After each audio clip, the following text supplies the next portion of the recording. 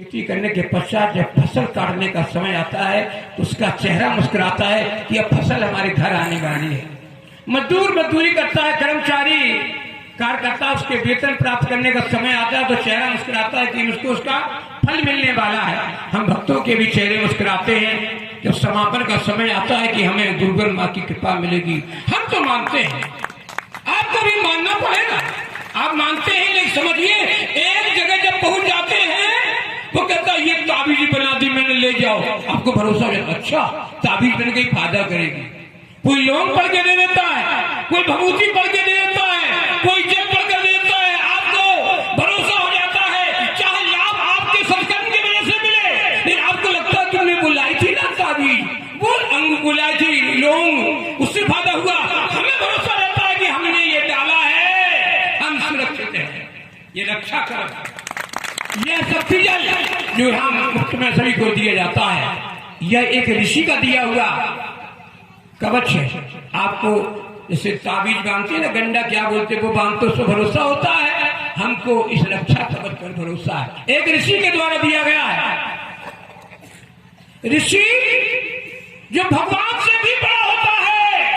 अगर भागवत रामायण पढ़ी होगी तो सुना समझा भी होगा कि कृष्ण भगवान संदीपन के पास जाते हैं, राम वशिष्ठ के पास जाते हैं, कहीं विश्वामित्र के पास जाते हैं। शिक्षा सबको मिलती है, ग्रहण करने की क्षमता किसकी है? जिसने ग्रहण कर लिया तेजी से वो भगवान हो गया, और जो दुनिया के लिए दिया वो भगवान हो गया, जिसने कर्तव्य पूरे करके धर्म की स्थापना की वो भगवान हो गया। ऐसे ही मेरे गुरुवर ने समाज के धर्म की रक्षा के लिए अवतार लिया और सब कुछ करने में सक्षम है।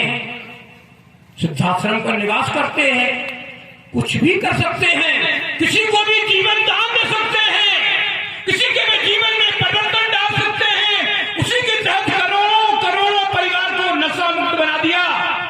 जो नशा मुक्त बन गया अपराध मुक्त बन गया। सोचो अगर ये लाखों परिवार नशा मुक्त ना हुए होते तो इनमें से कितने लुटेरे बनते, कितने कातिल बनते, कितने बलात्कारी बनते, कितने देश का शोषण करते, कितने देश का पतन करते। तो मेरे गुरुवर ने राष्ट्र की रक्षा के लिए कदम उठाया, भक्ति मानव कल्याण संस्था की स्थापना की।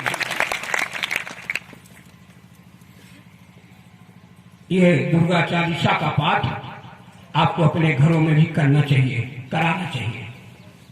घर है जहां हमारी माँ बहन खाना बनाती है, अन्नपूर्णा का प्रसाद लगाती है, कहीं नवरात्रि का व्रत, कहीं शिवरात्रि का 50वें व्रत करती है। क्यों?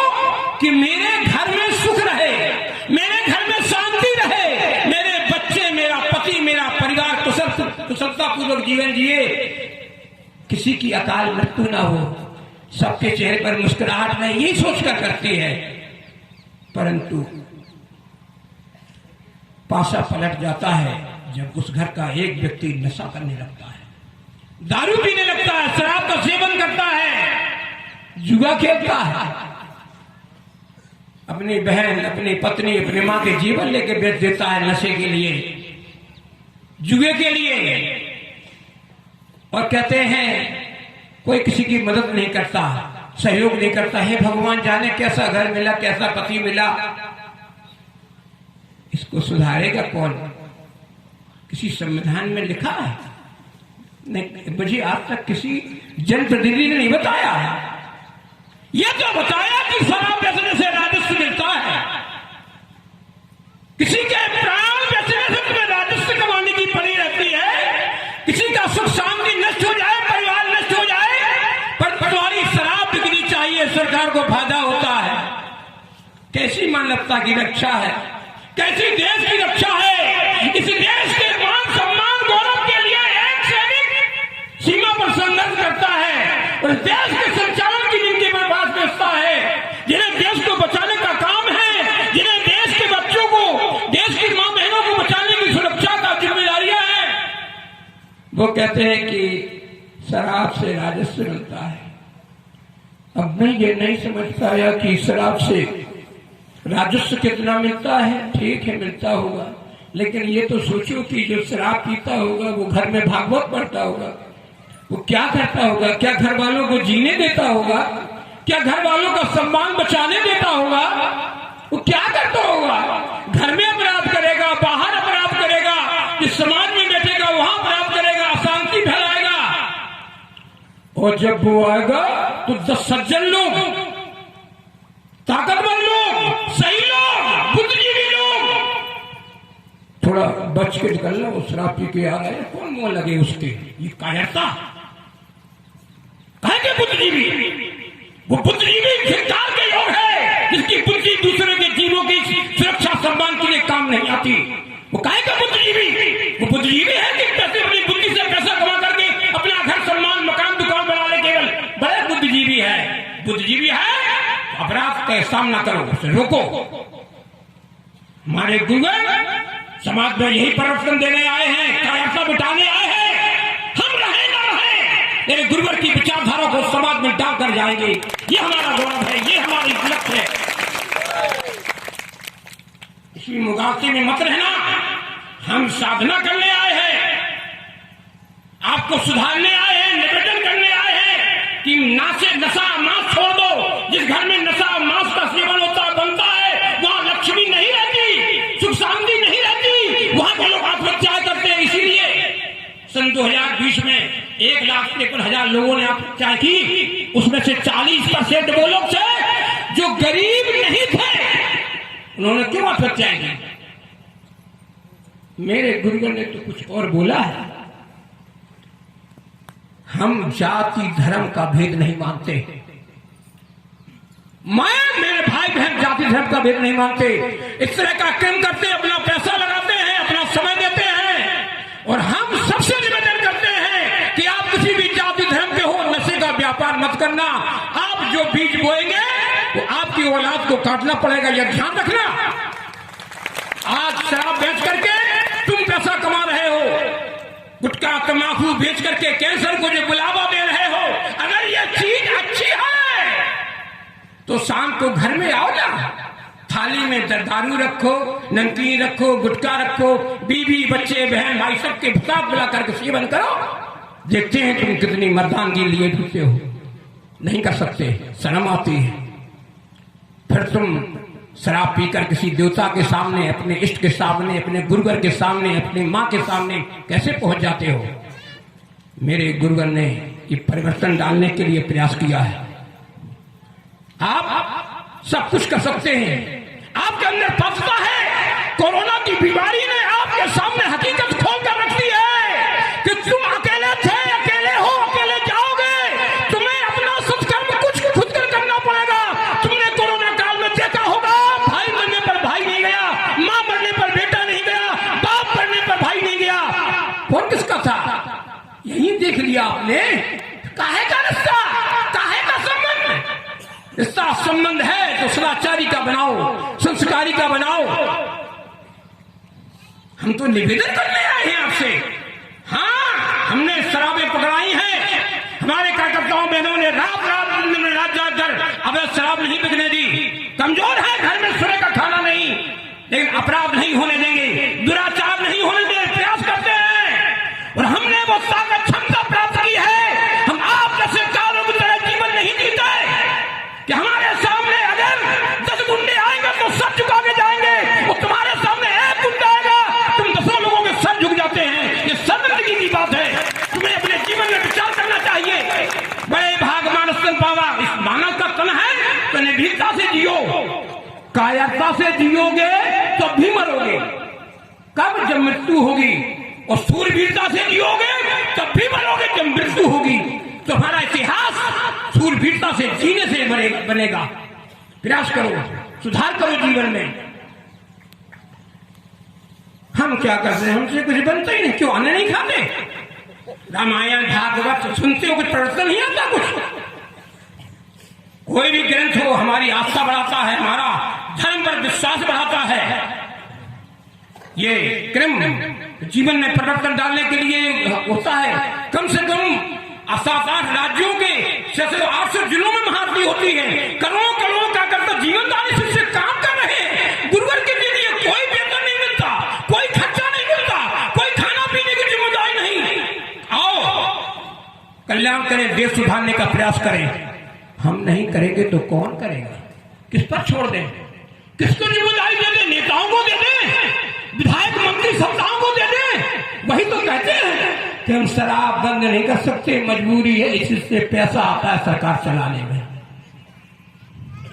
हम तो प्रार्थना करते हैं कि तुम्हारी नीतियां हैं, इन्हें सुधार लो।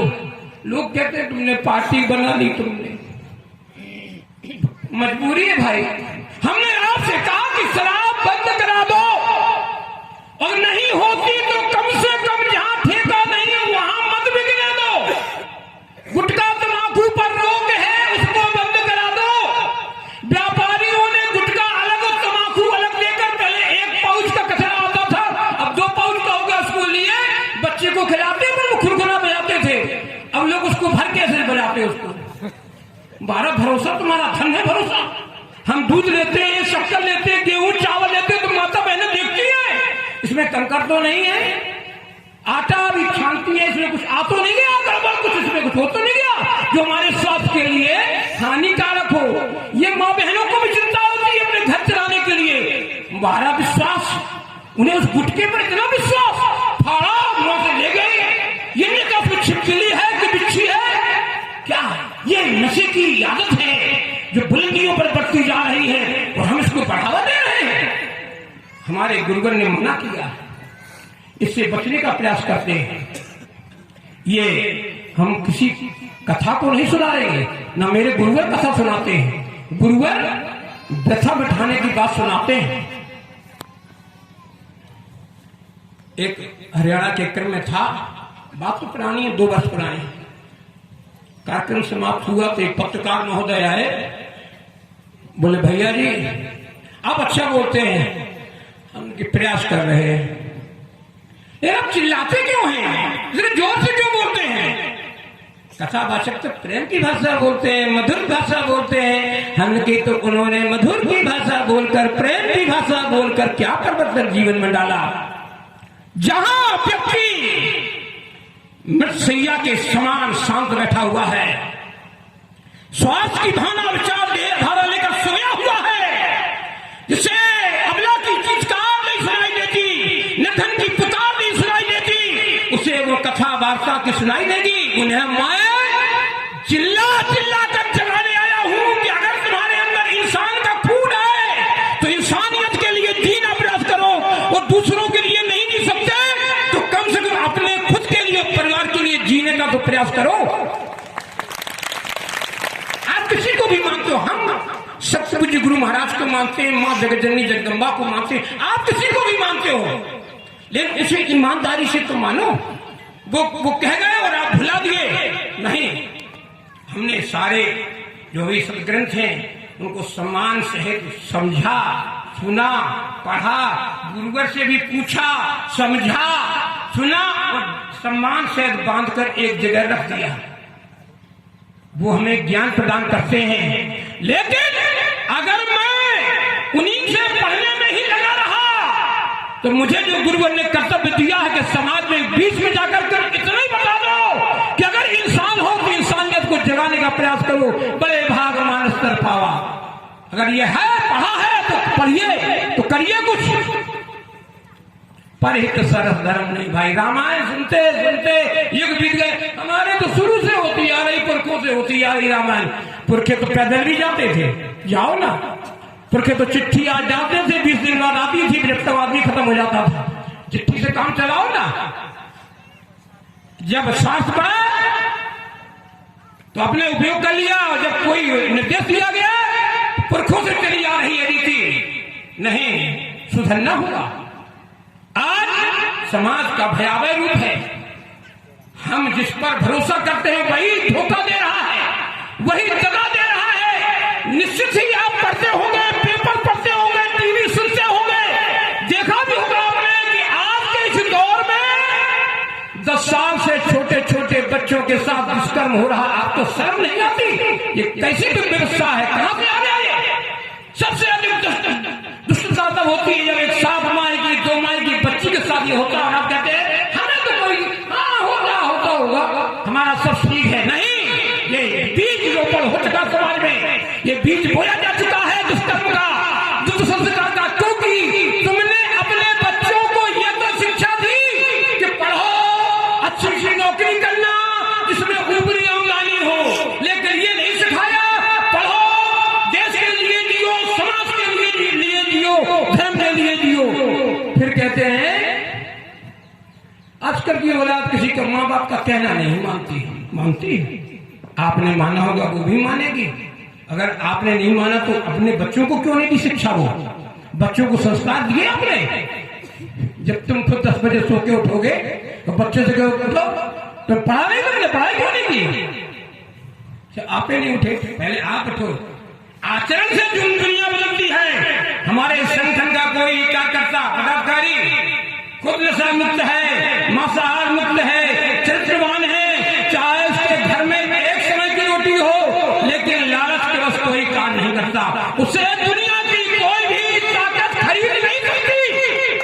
यह मेरे गुरु का निर्देशन है और मेरे गुरु भाई बहनों का गौरव और सम्मान है। हम इसके लिए जीवन जीते हैं। आप अपने घरों में प्रयास करें, जहां